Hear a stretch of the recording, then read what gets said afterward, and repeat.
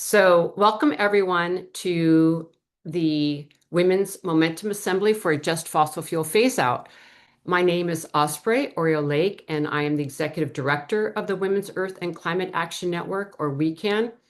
And I want to take a moment to acknowledge this very challenging time and welcome you all to a space for us to be together from all over the world. As we've been hearing, there's people from countries in all across the African continent, from Nigeria, from Mozambique, from South Africa.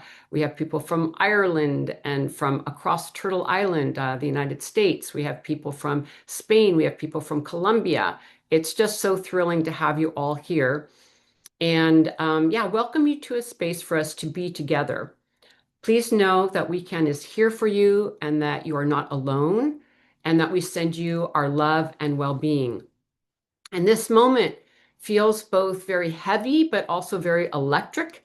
And it's a time that we need to really usher things into end, but also usher in things that need to be nourished and born.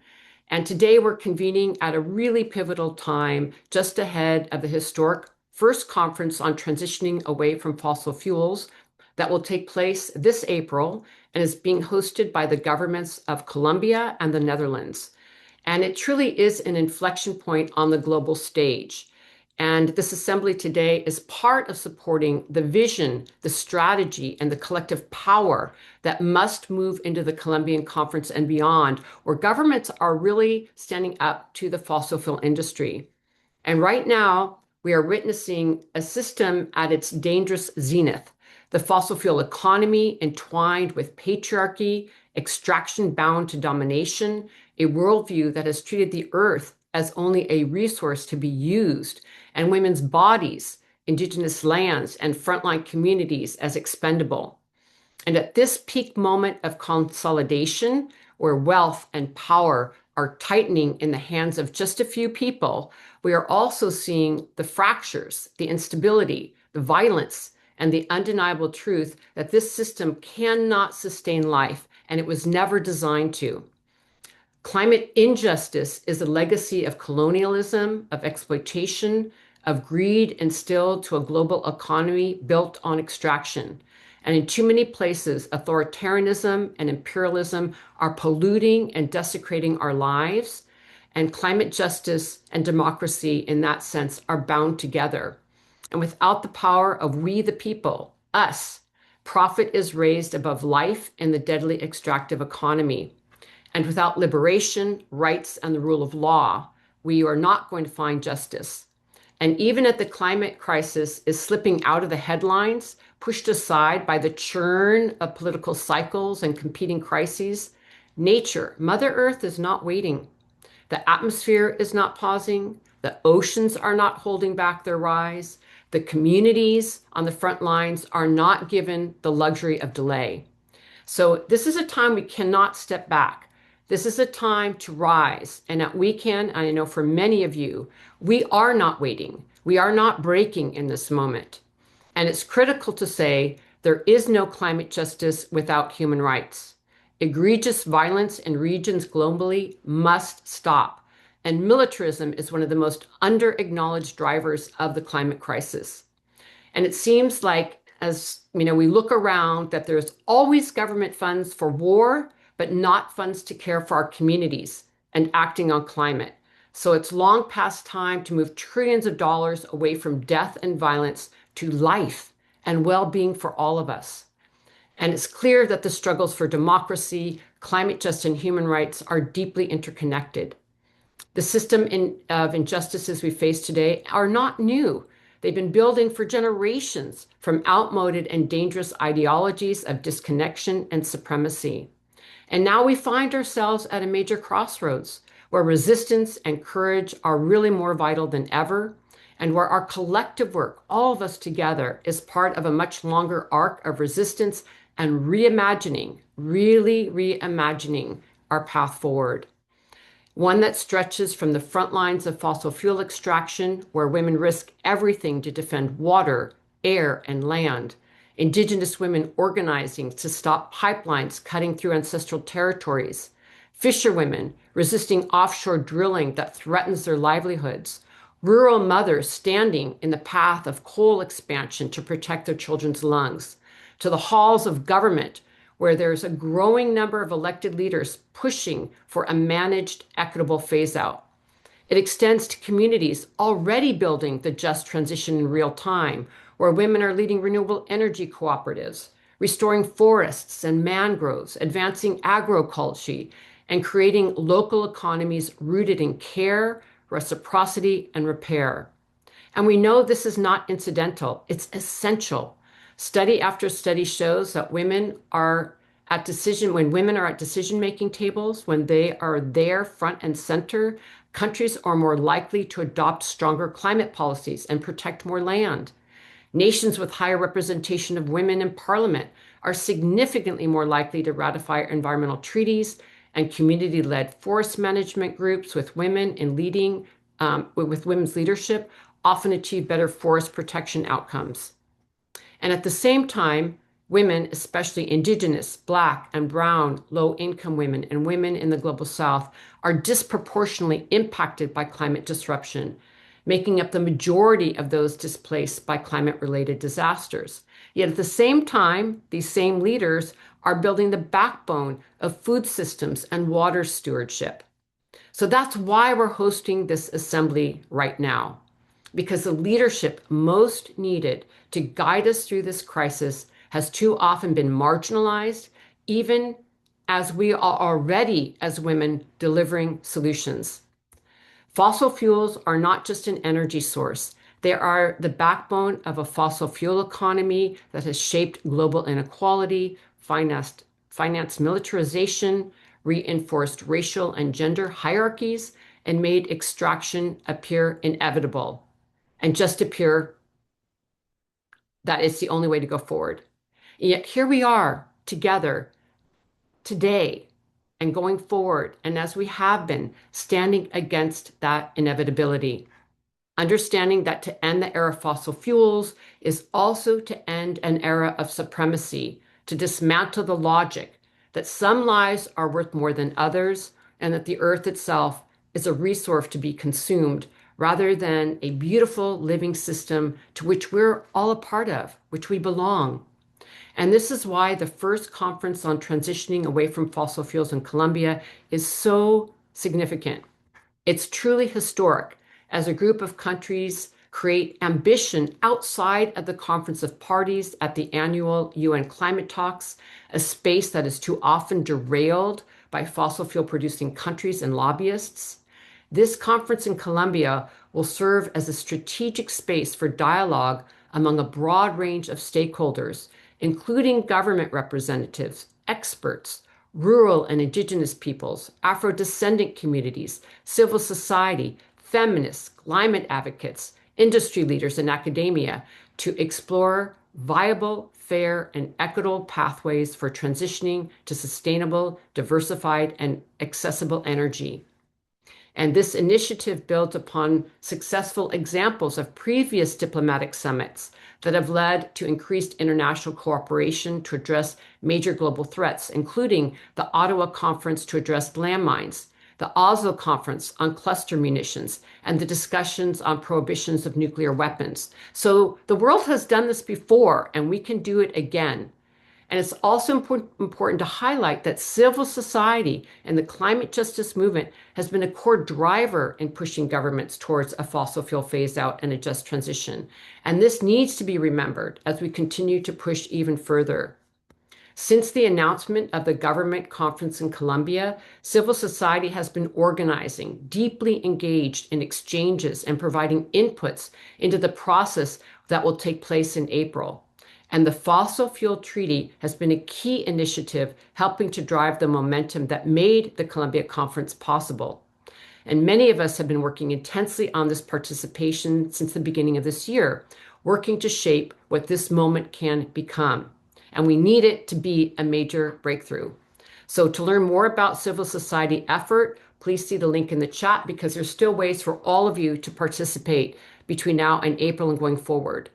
We know that governments alone cannot carry a phase out forward without pressure, without vision, without the persistent, organized, and created force of our movements, of us, of all of us. And so this assembly today is not a side event. It's a force field, a place to align strategies, to share lessons, to build momentum that will carry us into Colombia and beyond. And we want to carry forward the spirit of this assembly. We want our rooted network to nourish our strategy. We are not simply standing at the edge of a crumbling system. We are part of a living, growing network beneath the surface, a vast rooted web like a forest's mycelial system stretching across borders and movements, carrying knowledge, resources, and resilience from one place to another. What has been growing, not as isolated efforts, but as a thriving interdependent ecosystem, is capable of replacing what has failed.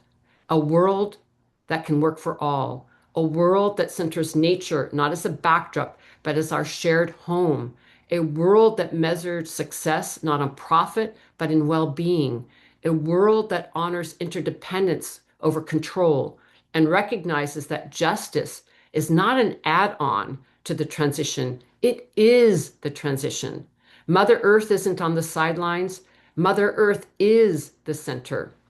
So as we move through this assembly today, listening to the voices of women in all of their diversity on the front lines, to government leaders working for phase out, to those building the just transition in their communities, we hold the urgency of this moment and the possibility that it contains.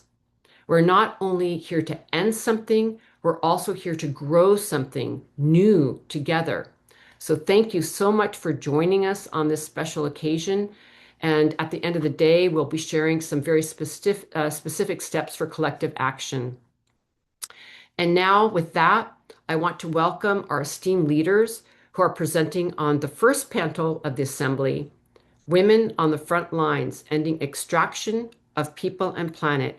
And I want to thank all of these leaders for your time and your vital work and leadership.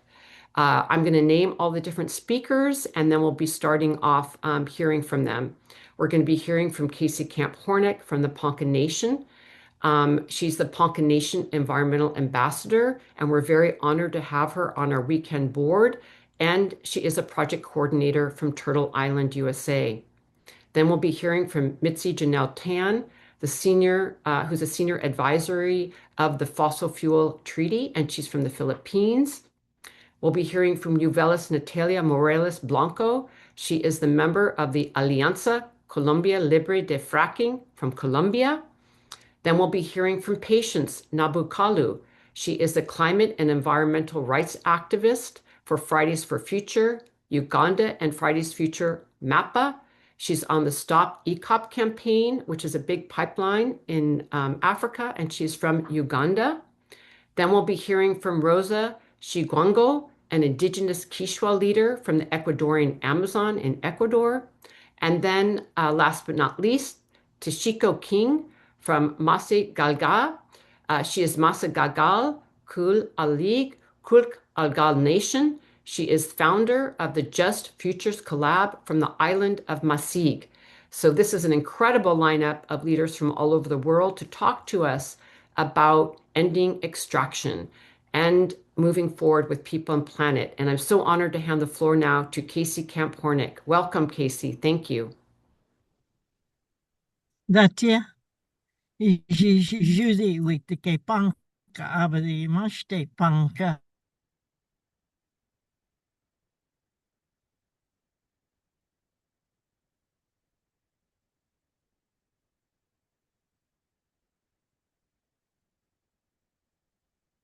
We seem to be having a little technical error bringing in Casey. Let's go ahead and bring in Mitzi, and then we'll go back to Casey. Mitzi, please, you have the floor.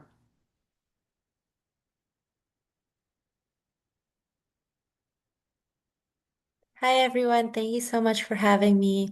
I'm so excited for everything that we're creating here together. It's so nice to be in a room, a virtual room with such powerful and amazing women from across the world, and not just the panelists, but also with all the participants here from across the world. It really reminds us that this is a global movement, and as Osprey was saying, that the time for fossil fuels is really, really falling. Like we're really, really close, and I can really feel it.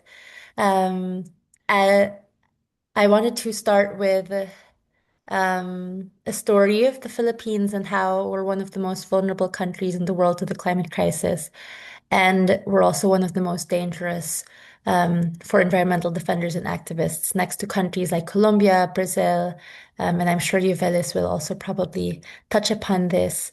So when Osprey was talking about how war and militarization is such a driver of the climate crisis, it really resonated with me. And also remembering that fossil fuels really is something that um, not only fuels literally the militarization war, but also is one of the reasons why wars happen in the first place. It's not the only reason, but we've seen before, as an example of the US war against Iraq and its ensuing occupation, it led to Western oil industries like BP and Shell making billions of profits from oil extracted from Iraq. We also saw that um, researchers have also suggested that one reason for Israel's ongoing devastating genocide in Gaza is because of its desire to control oil and gas reserves off the coast of Gaza, Israel, and Lebanon. We're seeing it with what's happening in Venezuela quite clearly, quite blatantly, without even pretending anymore.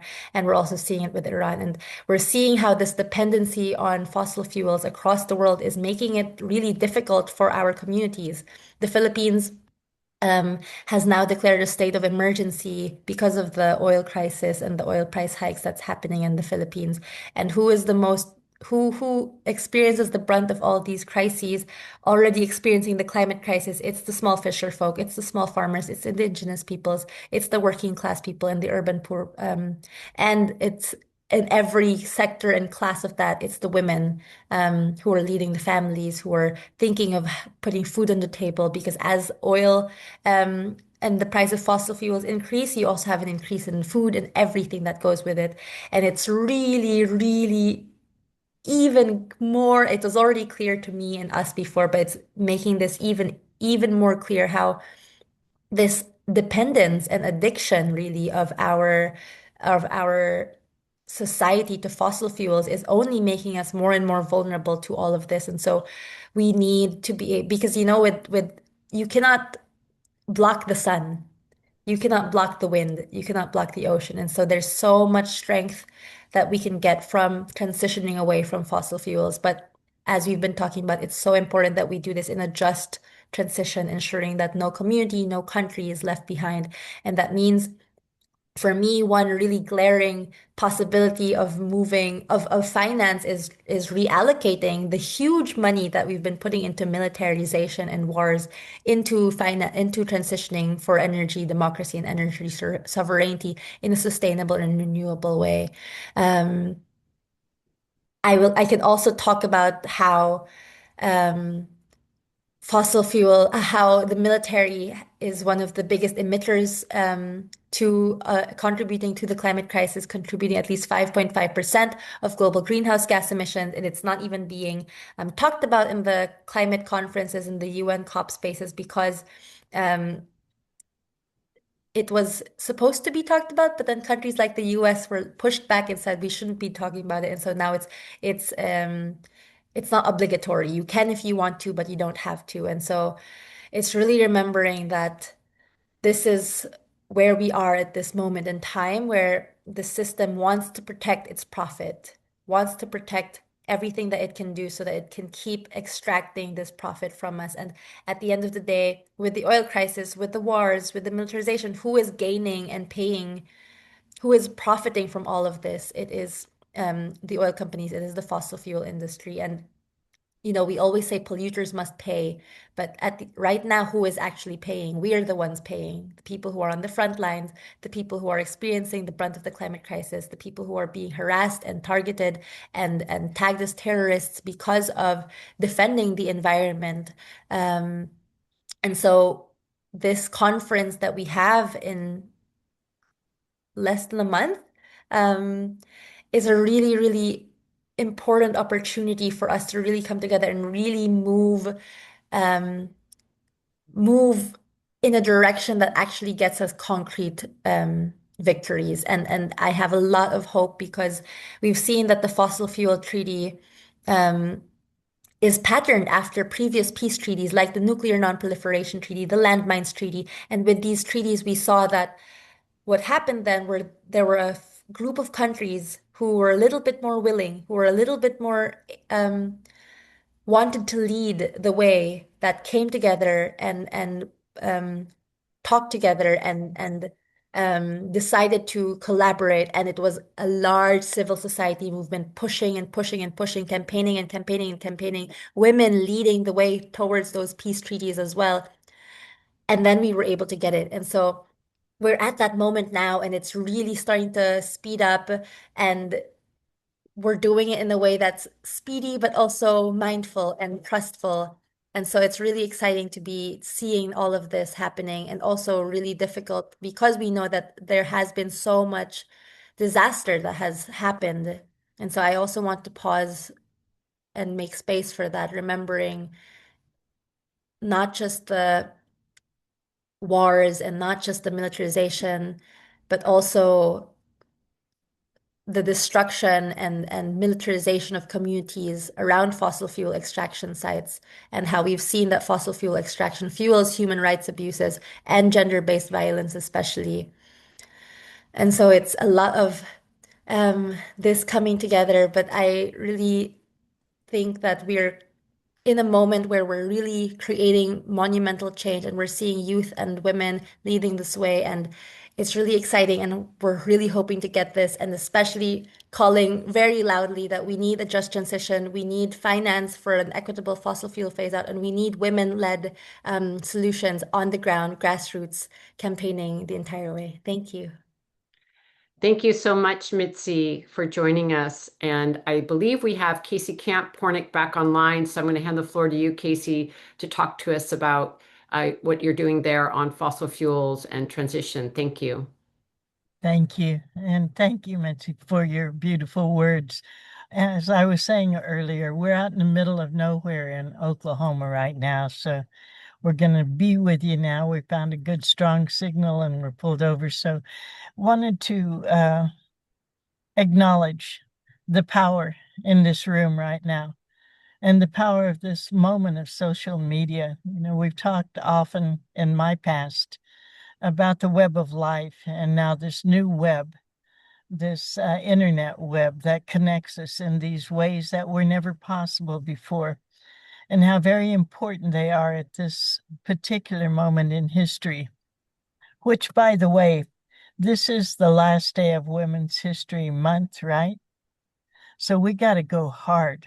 It's a woman's history world right now, and a woman history year coming up, that every day in every way we have to connect ourselves into the web of life and receive our instructions for what it is that we're supposed to be doing, because we're following and we're spot on.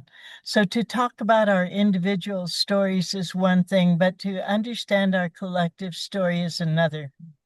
That we as women have always had a space, that we're 50% of the universal power, the universal flow. But oftentimes that has not been recognized in our present day society. We Indigenous women have never lost our spot in this history, never lost our meaning of what it is that we're supposed to be doing, what it is that we contribute. As we've talked about many times before, the women understand what is necessary in their village. And that starts in our heart, in our womb, in the water, in the air, in the earth, and all of the things that we're connected to. We understand what's needed in our own homes, how we find peace, what is the most valuable thing, which is us and our connection to the natural world, what it offers us in terms of life. And from there, then, we spread that out into our relatives, into our villages, into the places that we occupy. That informs us as well. And then from there becomes that global moment, that global time in history that we're at right now, that is the most valuable time that we've all experienced together. It's been an individual trip for many of us, especially those of us who live frontlines, who live in the traditional way of being in relationship with all that is. We're in a space right now where that value system is the only value system that's going to see us through these troubling times. Being the age that I am, I remember those times when it was unusual for all of us to have cars, much less to fly, much less to utilize the types of petroleum products that we do, the plastics, the ways that people are using even data right now, or data, is something that we all have to be aware of in terms of what it is doing to the natural world. When we speak of human rights, that's important because, of course, we want to see our species continue. But it's even more important for us to see ourselves as nature, not separate from. That our species itself has to be able to recognize that without the understanding that we are part of nature and not separate, where we value the deer's life as much as we do the upcoming children that are coming through the human nature, or pardon me, the human body, then we're not going to be able to fully comprehend the work that we're doing right now, talking about the war, which is generating huge imaginary wealth for those humans who think that their plastic card is something they're going to be able to eat when their children get hungry.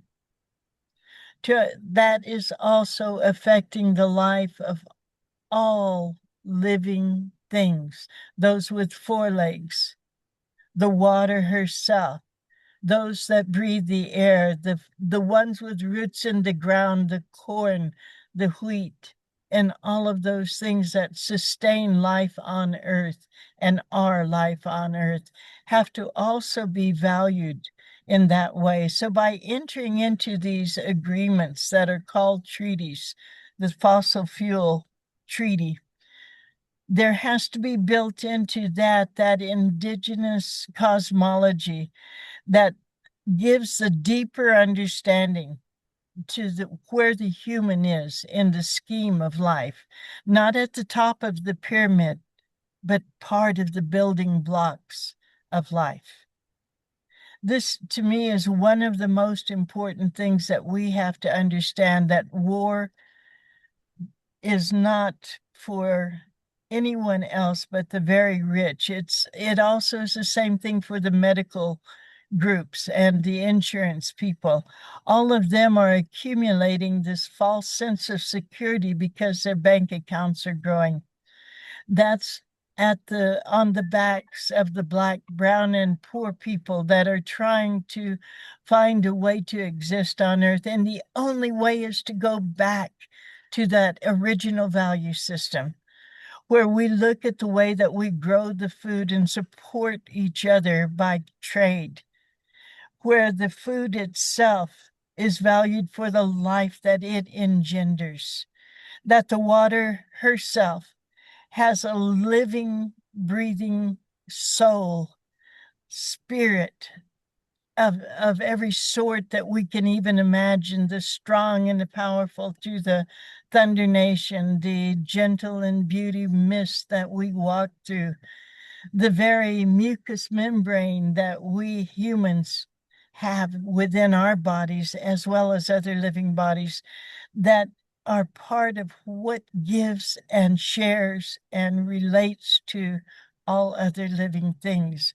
Those have to be recognized before we can even say this treaty is valuable, because it keeps the oil and gas in the ground where it belongs. The oil and gas too have spirits. We were blessed to visit that sacred fire. I know Osprey remembers that sacred fire in what's called the Middle East, and the power of that sacred fire coming from those natural places that hold the oil and gas inside Mother Earth. Those too have a right to live as the Mother Earth, Father Sky, the great mystery placed it. It belongs inside our Mother, the Earth. We are hurting her that way, but she will endure, which is something else that we have to understand when we enter into those spaces like the fossil fuel treaty thing that's coming up in Colombia. Now we have larger countries that are looking at the same value system as all of us are. And when we come together at times like this, then we must not only join our minds, all of us are thinking the same way, but our minds are guided by our spiritual awareness, guided by the emotions and intuitiveness of being a woman. Those are the areas that we have to get stronger and stronger and stronger in. You know, when I was at this last No Kings rally, I looked around and there were 4 generations of my family there. My son was there as well, but there were 4 generations of women at that. And each one has a particular viewpoint and perspective from the generation that they have lived here on Mother Earth. Each one is of value, from the very babyest one to the ancestors that informed me of how to go forward. And every single one of those knowledges, every single one of those intuitive understandings have to be honored right now. And collectively, we have to go into those spaces with a warrior spirit, a warrior for peace, a warrior of prayer, a warrior of reality and of teaching, and to accept no more than what is part of the natural laws. Those will always exist. The wind will always blow. The water will flow. The fire will burn. And the air deserves respect. When we go in there with the elements in mind, the elements that make these very bodies that we inhabit, that we wear over our spirit, then we can go with a clear understanding of what to do next. Ceremony, listen to earth, listen to wind, say thank you to that water when she gives you life. Listen to the voices of even the unborn right now through your heart. Connect yourself with the Creator in whatever space that you live, and find the instructions that we have to share with one another. And, you know, really, most of the time, I just feel like we got this. Let's just do it. Thank you. Thank you so much, Casey. Really appreciate you being here and finding a spot that had good internet so we could connect. We love you dearly. I don't know if you can see because you're on your phone, but there's lots of love and messages coming to you of appreciation. And we do send you our love. And I so look forward to being with you in Colombia, where we'll bring this message to governments and to our collective family and movements. Thank you very much, Casey. Have a beautiful day. Thank you. And I'd now like to bring on Yuvelis. You have the floor, Yuvelis. Thank you. Hola, ¿cómo están? Mi nombre es Jubelis Natalia, soy de la Alianza Colombia Libre de Fracking y bueno, Hi, how are you estaremos doing? justo My conversando name sobre is el Ubelis poquito Natalia, and I para belong nosotros to the informarles a Alianza ustedes. Colombia Libre de Fracking. Era algo que tal vez So veíamos today muy en we el are going to horizonte. be Para mí speaking about an particularmente, important hace moment unos that 4 o 5 for años mi us, región we thought it was hablaba de something far away, transicionar de or los at least combustibles fósiles. this Era is what una I cosa thought. que 4 or 5 years jamás ago in my había podido region, talking imaginarse. Sin about going embargo, los from going entusiastas away como yo y from como fossil otras fuels personas was siempre something creímos que esto era posible. that no one thought Voy a hablar about. un poco de lo que ha However, sido el people like recorrido de las myself, like organizaciones de dreamers, la we always sociedad thought that it was civil possible. colombianas hasta llegar a I would esto que like to para share with nosotros es un you hito, the por supuesto, the como path para that the civil society imaginarnos un organizations mundo in más Colombia allá de los did combustibles until we fósiles. got until this moment. For us, we imagine a world that goes beyond fossil fuels.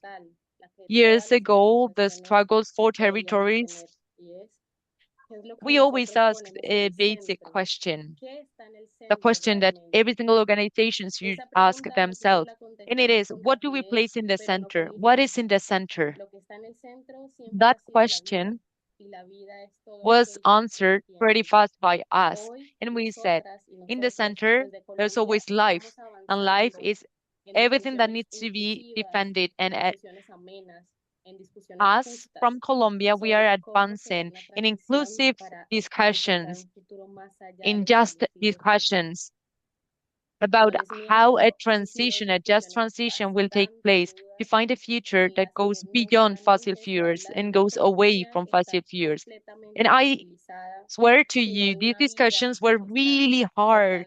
We're not only talking about an economy that depends on fossil fuels, we're also talking about a life that depends as well on fossil fuels.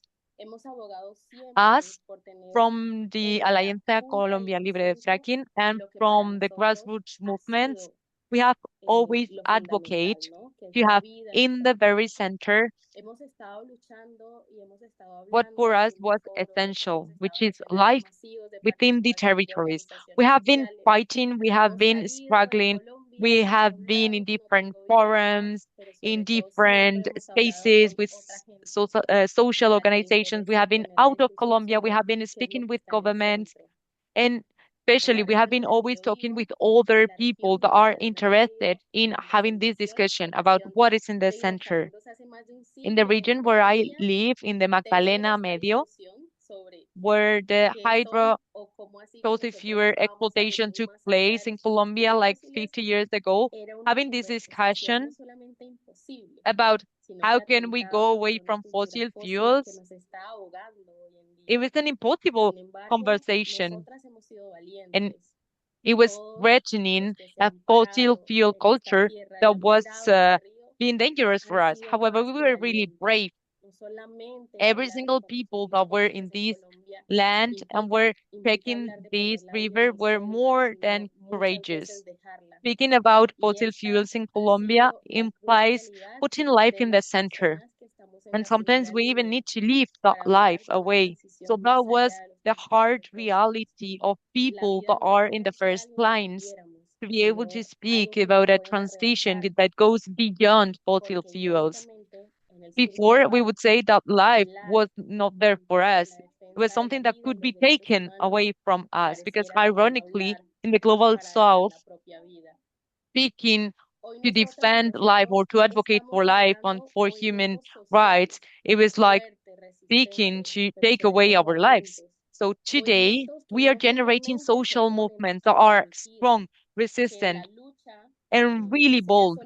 Those movements are not only against the, the struggle, it's just one thing that stays there just one time.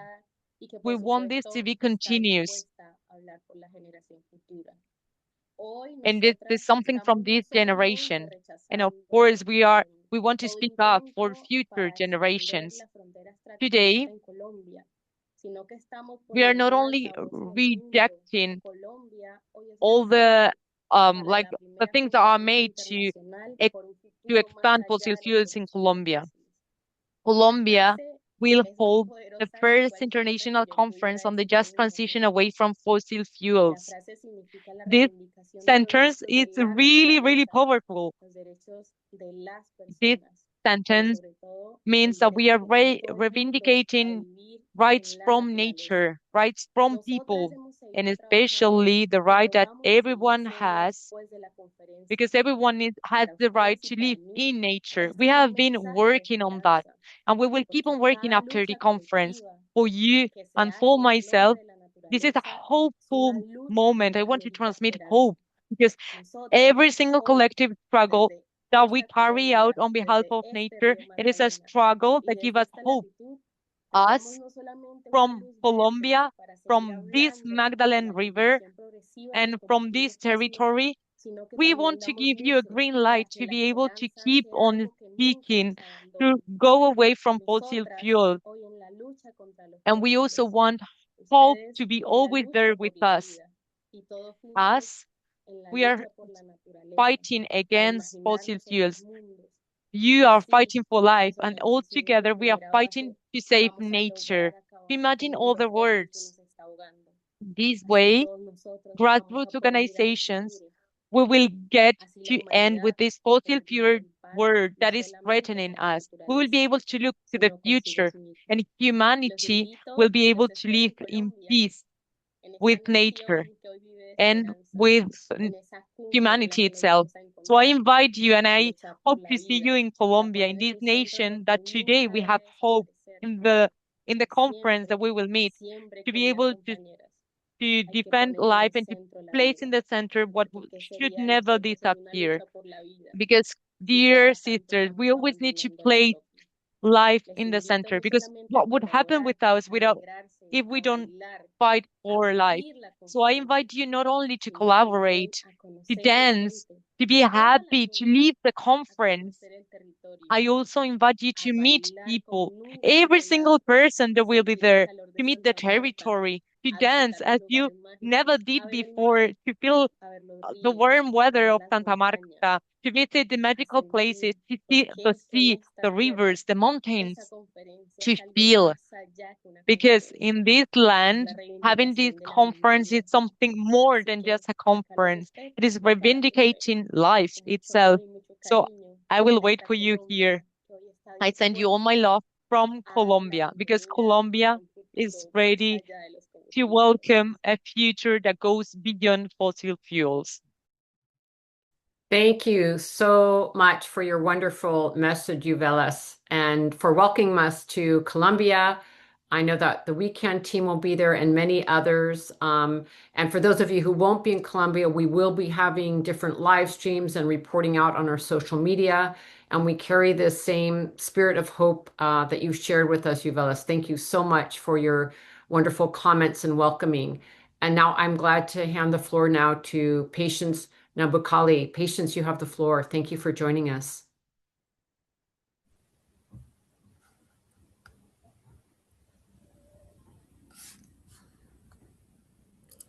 Thank you very much, everyone. And I'm honored to be in such a very, very, very powerful space, hearing from fellow youth, fellow women. I'm so privileged. And being in this space reminds me of gone are the days when we used to live in the village, wake up to flying birds, wake up to my grandmother calling us for a well prepared meal from the garden, us moving around the forests, running. And it's normal, like we no longer do these things. We no longer hear monkeys flying from this tree to the other tree. We are no longer hearing these sweet sounds of birds. But all we hear and all we wake up to are the news of wars happening, or news of children dying, news of countries being bombed, like Palestine, like Iran, all these countries coming. These are the things we are waking up to, and this is really, really so sad. Well, as well said, my name is Patience Nabukalu, and I am a climate activist from Uganda, a country on a front line of a crisis we did not create. For me, the harm of fossil fuel industry are not abstract, they are lived realities. These are stories of communities displaced from their lands, farmers losing their livelihoods, and families pushed deeper into poverty in the name of development. The East African crude oil pipeline is one of the clearest examples of this injustice. This pipeline stretches over 1,400 kilometers, cutting across communities, forests, wetlands, vital ecosystems. It's expected to affect more than 100,000 people, many of whom depend directly on the land for survival. I have met community members who were forced off their land with inadequate compensation, or some are still waiting years later. In the meantime, they cannot farm, they cannot feed their families, and they cannot move forward with their livelihoods. Already over 13,000 people have been physically displaced, and many more have lost access to their livelihoods. This is not just environmental harm, it is a human rights crisis. And the risk does not stop there. The pipeline will pass near critical water sources, including areas connected to Lake Victoria, which support over 40 million people across East Africa. One oil spill could have devastating consequences for millions. And beyond Uganda, we are feeling escalating climate crisis. In Africa, climate change is already pushing millions into vulnerability. Droughts are becoming more frequent. Floods are more destructive. Seasons are no longer predictable. For communities that rely on nature, this is devastating. Fossil fuels are at the center of this crisis. The East African crude oil pipeline alone is expected to generate up to 379 million tons of carbon emissions over its lifetime, fueling a global crisis that we are already struggling to survive. And yet, Africa contributes less than 4% of the total global emissions, but we are among the hardest hit. We cannot talk about justice without talking about a fossil fuel phase out. Because what we are witnessing is not just about environmental degradation. It is violence against people, against cultures, and against future generations. Ending fossil fuels is not optional. It is necessary for survival. We need a just transition, one that protects workers, respects communities, and invests in clean, renewable energy that does not destroy lives. Our voices, especially from the global south, must be heard because we are not just victims of this crisis. We are leaders in the fight for a better and more just future. And we will continue to resist projects like the East African Crude Oil Pipeline because our land, our water, and our lives are worth more than the oil. People who are planning to go to Colombia, I really encourage us to really push for a just transition. This is not about Colombia alone. This is not about Africa alone. This is not only about any country, but this is justice for everyone. The future we want starts with us, and I'm believing in this event that has been organized. I've been campaigning against the East African Crude Oil Pipeline for the past 4 or 5 years, and this is such a big step for us who have been fighting against these big projects, extractivism, neocolonialism, because these companies are actually carrying out neocolonialism in our countries where we are losing everything for them and at a cost of our people's lives, at a cost of our future, at a cost of young children, and at a cost of our own land. Yeah, so thank you very much. I've tried so much to be brief, and I'm really like honored. And thank you so much, WECAN, for such a big event. Yeah, looking forward to more and more powerful events like these ones. Thank you very much. Thank you so much, Patience. Really appreciate your words and also the incredible work you're doing to fight the East African crude oil pipeline. We're very honored to have a partnership with Patience.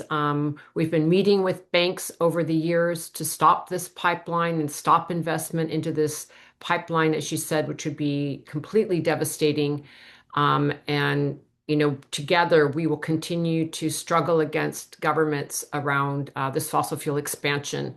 And one of the biggest reasons that we need to really support this conference in Colombia, and as you said, to stop this fossil fuel agenda for the whole world. So thank you very much for your work, your hard work, and your effort, which we will continue to support you in. I'm very honored now to bring on to the session Rosa from Ecuador. Rosa, you have the floor. And just to remind people to please use your interpretation button for people who are speaking in other languages. Thank you, Rosa. Muchas gracias.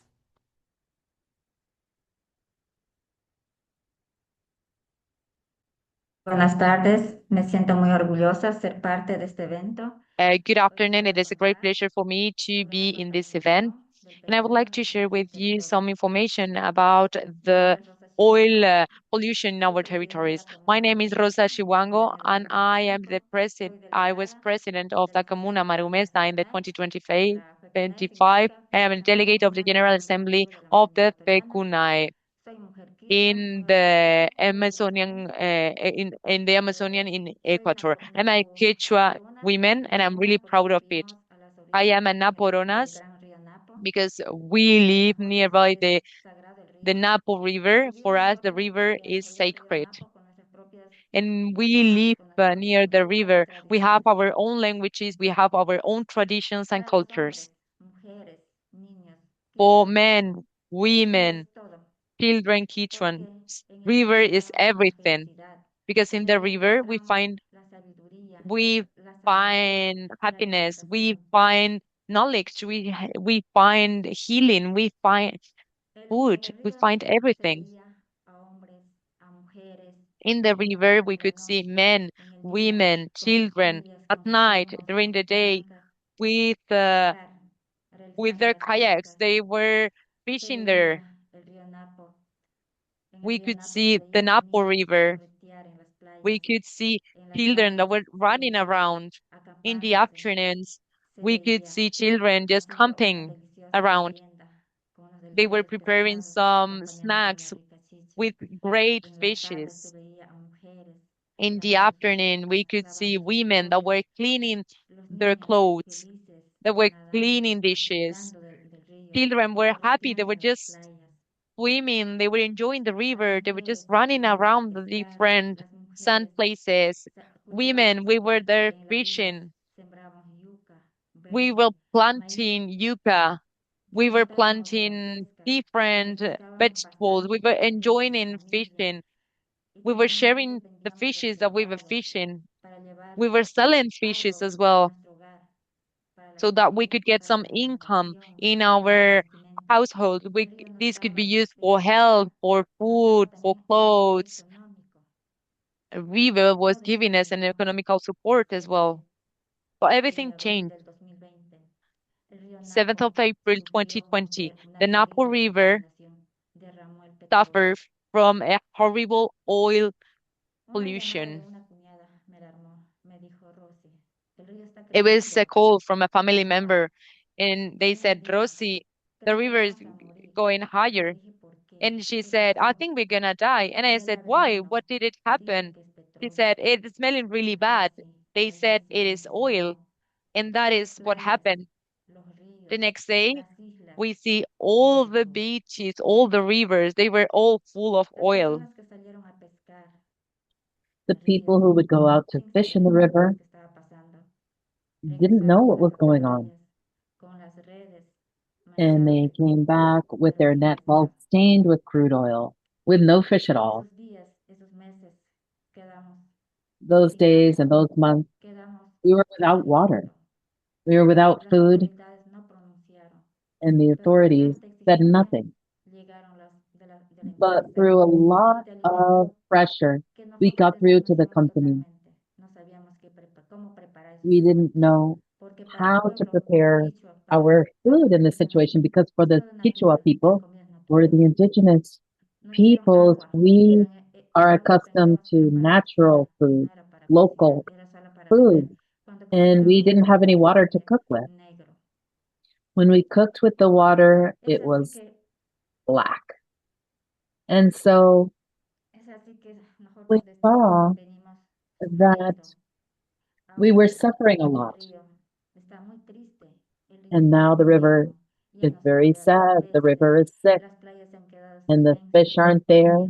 And the banks of the river are all silent. Nobody's playing, nobody's fishing, nobody's bathing there, nobody's going out to fish. And in the Napurona culture, the Quichua culture, the river is essential. And now we are forced to go out and buy tilapia and other fish. It's really affecting us a lot. Our children have been getting sick. They're getting anemia. They're getting skin infections. And the children are not allowed to play on the beaches anymore. They're not allowed to swim. And our elders are very sad. They don't know what to eat. They can't go out and fish like they used to. We can't eat the same foods that we used to. And so we've seen that the plant life is all dirty, withered, dried out. We can't grow food on our islands anymore. All of our happiness has ended. And since that time, we have been demanding justice as women, girls, and elderly people. We want our happiness back. We want to be able to continue fishing, feeling free on our rivers. The Napuronas, we feel extremely sad. And since then, the judges have told us that everything was fine, that the rivers were not contaminated, but that's not true. The river is still contaminated. It is still sick. But the Constitutional Court of Ecuador, the highest judges, have ruled against us. Oh, I'm sorry. They did rule in our favor. They said that the people have a right to justice and a right to demand that our nature be restored, the right to have safe water and healthy water guaranteed to us. And we have a right to nutritious foods, healthy food. We don't want to see any more contamination. We want our happiness back. I hope that my voice as a Quechua woman will be heard by all and that we can join together and say, no more oil companies. Thank you very much. Thank you so much, Rosa, for your hard work. And I'm really heartbroken to see all those images and to hear your story. Please feel our love and care for your community and know that we stand with you. And also for those of you who are interested, we're putting links in the chat for all the different women who are speaking to support their efforts so you can learn more about them. And also at WECAN, we have specific projects in Ecuador to stand with women land defenders to protect the forest and also do reforestation work. And I just wanted to mention, very importantly, the Escazú agreement, which we will put links into the chat about different ways that women land defenders specifically can be protected from violence and other harms that come to them for their land defense work. And so we have this toolkit around the Escazú agreement to support women land defenders, particularly in the Latin American region. And so I wanted to just to bring that into the conversation as well. And thank you, Rosa, for your presentation and your hard work. And then the last person on this panel, last but not least, is Toshiko. And I give you the floor, Toshiko. Welcome. Thank you. Thank you so much. Kapabailud. Good morning, everyone. Or perhaps good day, good evening, wherever you're calling from. I'm actually in the city at the moment, not on the islands. So I'm in a city called Melbourne. Well, so-called Melbourne, traditional name Nam. And I just want to acknowledge the traditional custodians and incredible leaders, both elders past and present, that continue to endure, and I honor their footprints and really want to extend that to all incredible people here online and to your elders and communities. And so I just, really want to echo the sentiments of really being here in this space and actually shout out to everyone that's made it here to sort of really hear our conversations, because this is about people power and building movements and how together we can, overcome some of the greatest challenges that we are facing. And so my story probably is a little bit different in terms of ending extraction. This and fossil fuel companies. I guess I did a visual aid to help support perhaps some of the what I'm sort of sharing to help everyone in this space. So excuse me, I can share my page, which is exciting. And yes, present. Let's go full screen. Okay, so I just really so I'm the founder of Just Futures Collab, and we're redefining collaborative giving. One of the big reasons of why I sort of came, honored to be in this space is because climate finance is one of the biggest, I guess, focus areas that we've been talking about for a very long time. And so my story starts from a little tiny island, and I'm part of the indigenous people of so-called Australia. So I come from a tiny island, as you can see, between Papua New Guinea and Australia. And right now, sea levels are rising. King tides are threatening my island home. And I've actually up to my third grandparents picking up bones like seashells off the beach. And so um this is one of our first barriers to protecting our island home. And this is nothing new. There have been so many incredible people from the Pacific Island relatives that have been standing strong, especially here in the global south, and incredible women fighting to protect island homes and, putting 1.5 on the map and continuing to show up in spaces with mana. But our beautiful coconut tree is our tree of life, and it's also our first barrier, our first protective barrier from oceans rising. And so I'll quickly just stop there for a second and, share that, this is a part of like cultural practices being destroyed where I've witnessed firsthand those impacts of climate. And so it's actually how Australia, being a rogue fossil fuel nation, is not only being detrimental to the land of so many of the incredible nations right across our nation, they're indirectly harming our country and our ocean and our homes and cultural sites and stories. And exactly what sort of, Auntie Casey was sharing, that we are in relation to our natural ecosystem. When country is hurting, we are hurting. And so, um, this came from, I think, like Rosa using a litigation case. So some people might know, some people may not, but I was able to support my family in a case called the Torres Strait Eight with the litigation lawyers Client Earth, based out of the UK, that took our voices against the Australian government for not reducing their emissions by 1.5.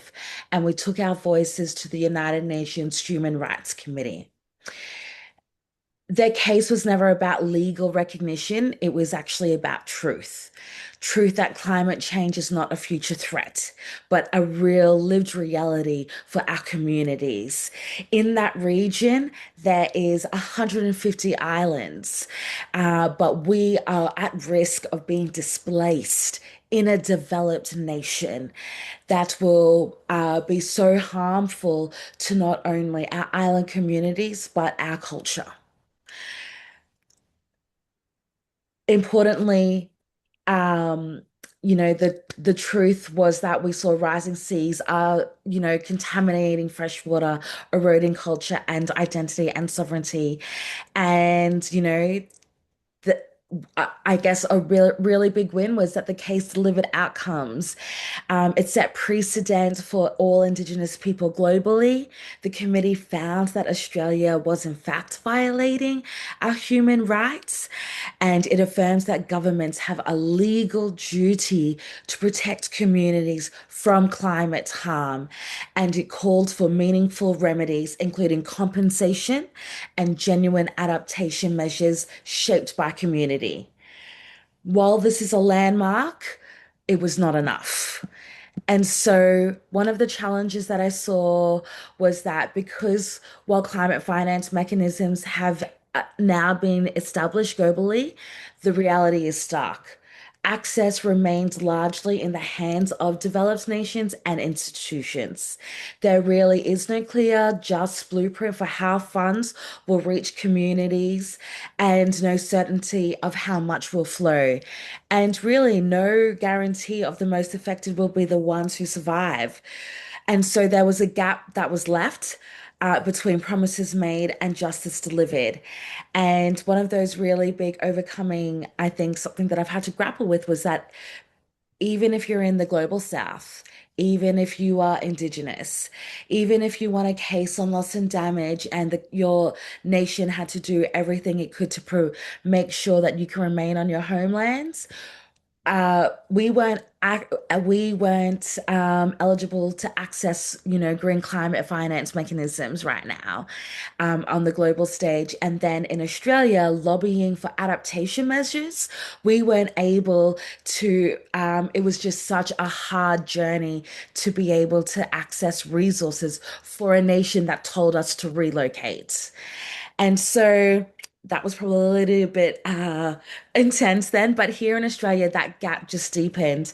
And so this is a country that continues to expand fossil fuel extraction. Like in the last 3 months, we've extended mines of gas. And then with this, the geopolitical landscape of militarization, we're also seeing more approvals for resources that have not been used to be able to make these weapons. And so we are a nation where extraction happens on Indigenous land without free, prior, and informed consent. A nation that is contributing to the very tipping points that is drowning our island home, and especially for our many relatives across the Pacific. This is not just environmental harm, this is ongoing extraction of people and planet. You know this, we know this. It's like we must continue to share that and shift the Overton window. And so when we talk about trillions of loss and damage and billions required for adaptation, and yet frontline communities, the very people holding the line, are still navigating the barriers to access unclear pathways and systems.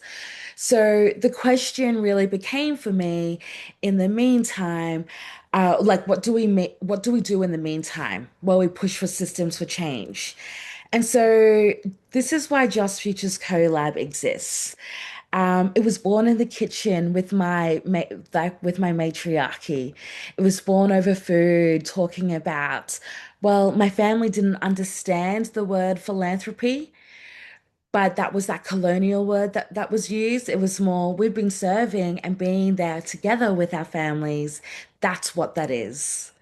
And so it was really shifting the narrative of how we access, creating models where resources flow directly to communities and not through layers of bureaucracy, but through trust, where decisions are not extracted from people, but made by them, where Indigenous leadership is not consulted, but really centered, And so it was about resourcing local solutions, resourcing communities to drive change on their own terms.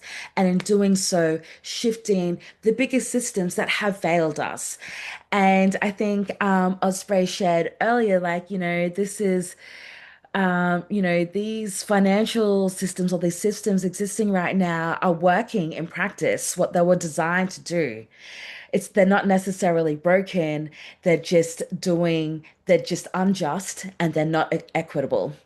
And so, what we're building is different story about wealth, one that moves accumulation to redistribution, from control to community, from extraction to regeneration. And we've heard the statistics about how much money is redirected to, the original caretakers that have cared for this land and our waterways and our mountains and our cultural stories for millennia. And so it's about putting that back in the hands, and especially in the hands of women, where we know we are guided by that ancestral knowledge. And so, this has really been, really a big part of how we got here, like how I got here. And so I think sort of now, thinking about time and how much we have left, how this sort of relates to, Santa Marta moment, as we, near the first incredible just transition away from fossil fuels. I wanted to share how climate finance really connects to this. And it essentially is basically the spine of the whole conference, not a side conversation. It's about how we are going from ambition to implementation. Santa Marta is explicitly about moving promises to delivery. So it's about how can climate finance become the bridge between the political will and material change. We're when we're looking at this and rewiring the systems, we are rewiring the financial flows.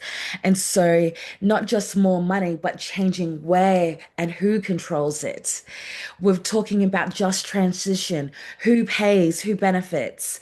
And this is about decolonizing wealth and collective living being directly to those frontline communities. Okay, I will fast forward, but I think I beautifully just want to share with you all is that we're just a small intervention, but these small ripples can have really big change in broken systems. And so our truth is we all have a role to play. Just Futures collab is how we come together. It's how city-based resources in remote communities can shift hearts and minds. This is our collective fight, and just like Patience said, it's our fight for a just future. Thank you, everyone. Thank you. Thank you so much, Tashiko. We really appreciate you being here and also for your really important comments. And I hope we'll see you in Colombia as well. It was an amazing session. I just want to close it by thanking all the speakers again. And also, we're going to be putting a report link in the chat specifically around the racial and gendered impacts of the fossil fuel industry on women, because we think it's very important to have this information disaggregated on the health impacts and exactly how women are being impacted in their communities. So we'll share that in the chat for all of you for that resource. And again, thank you to all the presenters for your knowledgeable and heartfelt presentations.